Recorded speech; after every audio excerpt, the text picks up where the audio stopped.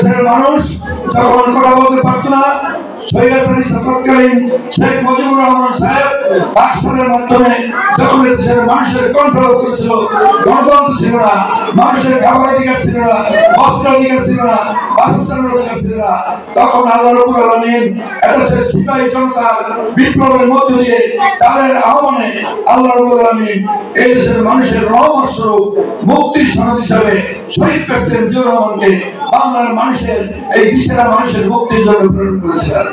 সংগ্রামী সাথী বন্ধুরা, একদল কুচক্রী দিশেহারা অদৃশ্য সৈনিকদের হাতে তিনি যখন শাহাদাত বরণ করেছিলেন, এরপরই তারই সহধর্মিণী আমাদের প্রিয় মাতা বেগম খালেদা জিয়া তখন সেই আমাদের রাষ্ট্রের হাল ধরেছিলেন এবং বিএনপি নেতৃত্ব তিনি সেদিন থেকে প্রদান করা শুরু করেছিলেন। অনেক লড়াই উত্তাই, অনেক আন্দোলন সংগ্রাম, অনেক কিছু মোকাবেলা করে সেই আমাদের খালেদা জিয়ার আপসীর নেতৃত্বের ফলে বিএনপি সুপ্রতিষ্ঠিত হয়েছিল এবং সেই দিন স্বৈরাচারের সরকারকে হারাইয়া 91 সালের নিরঙ্কুশ বিজয় লাভ করে আমাদের খালেদা জিয়া সেই দিন এদেশের রাষ্ট্র ক্ষমতায় আসীন হয়েছিলেন। পৃথিবীর ইতিহাসে এটা বিরল। তিনি তিনবার প্রধানমন্ত্রী হয়েছিলেন। তিনি মানুষের জন্য জীবন বিলিয়ে দিয়েছিলেন।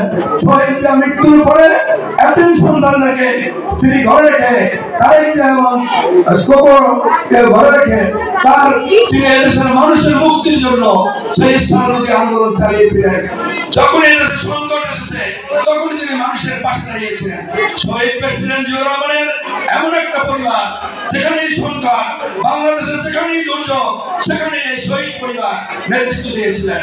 ৭৫-এর সেই সিপাহী বিপ্লবের সময় যখন এদেশের মানুষ দিশেহারা হয়েছিল, কখন কার নেতৃত্বে এদের যাবে, তখন শহীদ জিয়ার আবির্ভাব। যখন ৬৯-এর স্বাধীনতা যুদ্ধের সময় যখন শেখ মুজিবুর রহমান নিজের সেফটির জন্য ভারতের সেই পাকিস্তানি সেনাবাহিনীর সাথে আঘাত করে তার সেফটির জন্য তাদের ক্যান্টনমেন্টে গিয়ে আত্মসমর্পণ করে নিজেকে সেভ করেছিলেন, এদেশের মানুষ দিশেহারা ছিল কি করবে। তখন সেই সংকটের সময় শহীদ প্রেসিডেন্ট জিয়াউর রহমান তিনি স্বাধীনতার ঘোষণা দিয়েছিলেন। আবার ৯০-এর গণঅভ্যুত্থানের সময়, এরশাদ বিরোধী আন্দোলনের সময় এই স্বৈরাচারী আওয়ামী লীগ স্বাধীনের সাথে আঘাত করে নির্বাচনে অংশগ্রহণ করেছিল, কিন্তু আমাদের আপসীর নেত্রী সেই স্বৈরাচারী এরশাদের সাথে আঘাত গ্রহণ করেন নাই। সেই সংকটের সময় এদেশের মানুষের নেতৃত্ব দিয়ে এরশাদকে হটিয়ে তিনি এদেশের মানুষকে নেতৃত্ব দিয়ে তিনি ক্ষমতার আসীন হয়েছিলেন। যেখানেই সংকট আমরা যদি ইতিহাস পর্যালোচনা করি, সেখানেই বাংলাদেশের দুর্যোগের সময় শহীদ পরিবার জিয়াউর রহমানের মানুষ জিয়াউর রহমানের পরিবারের নেতৃত্ব আমাদের পাশে এসে দাঁড়ায়। আবার এই ২৪-এর জুলাই আগস্টের বিপ্লবের সময় এদেশের মানুষ যখন আন্দোলন সংগ্রামের নেতৃত্ব দিয়েছিলেন, তখন আমাদের পাশে এসে দাঁড়িয়েছিলেন শহীদ প্রেসিডেন্ট জিয়াউর রহমান এবং খালেদা জিয়ার যোগ্য নেতৃত্ব। আগামী দিনে দেশের মানুষের আশা বর্ষার স্থান আমাদের কর্ণধার, আমাদের শহীদ প্রেসিডেন্ট জিয়াউর রহমানের যোগ্য সন্তান বিএনপির ভারপ্রাপ্ত সভাপতি জনাব তারেক রহমান এবারের বিপ্লব ও সংকটের সময় আমাদের নেতৃত্ব প্রদান করেছেন। কাল ইতিহাস যদি পর্যালোচনা করি, যেখানেই সংকট, যেখানেই দুর্যোগ, সেখানেই বাংলাদেশের মানুষের পক্ষে আমাদের এই শহীদ প্রেসিডেন্ট জিয়াউর রহমানের নেতৃত্ব, তার পরিবারের নেতৃত্ব আমাদের এই দিশেহারা মানুষকে তিনি পথের সন্ধান দিয়ে থাকেন।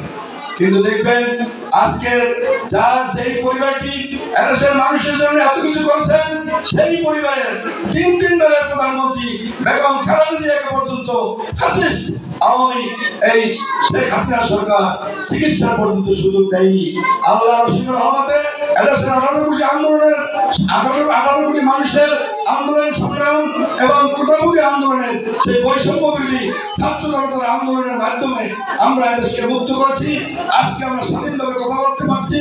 আমরা শহীদ জিয়ার আজকের আমরা জন্মবার্ষিকী পালন করার সুযোগ পেয়েছি। আমরা খালেদা জিয়াকে আমরা চিকিৎসা করার সুযোগ পেয়েছি।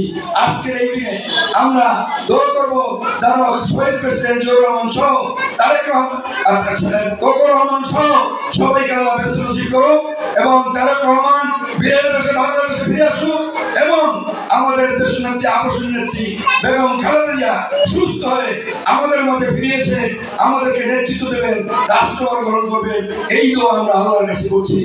আমরা আরো আজকের এই দিনে আমরা সহ আমরা সমবনত দল আছি। আমরা এমন দুর্বল আন্দোলনের মধ্য দিয়ে এই দেশ থেকে আন্দোলনকে বেগবান করে আমরা সত্য ন্যায় ইনসাফের উপরে একটা সোনালী রাষ্ট্র আমরা গঠন করব। সেই রাষ্ট্রের কর্ণধার হবেন আমাদের নেত্রী বেগম খালেদা জিয়া এবং এই রাষ্ট্রের পরিচালনায় থাকবেন আমাদের নেতা ভারপ্রাপ্ত প্রেসিডেন্ট জনাব তারেক রহমান সাহেব।